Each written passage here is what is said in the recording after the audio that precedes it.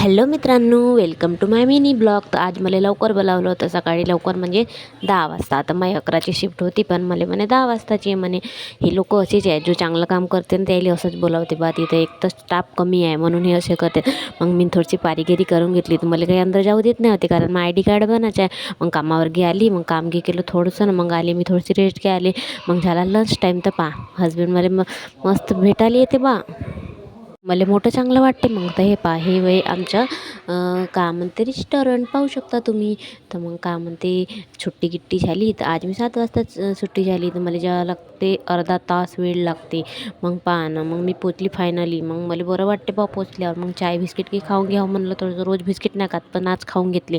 तसे तर मला बिस्किट आवडत नाही. मग का म्हणते थोडंसं रेस्ट करून घ्यावं म्हणलं. मग मी म्हणलं थोडीशी टीप लावून घ्यावं. तुम्हाला माहितीच आहे माझ्या पाय दुखते तर मग का म्हणते थोडंसं बिस्तर गिस्तरवर मग मी पसरून घेतलं बा. मग का म्हणते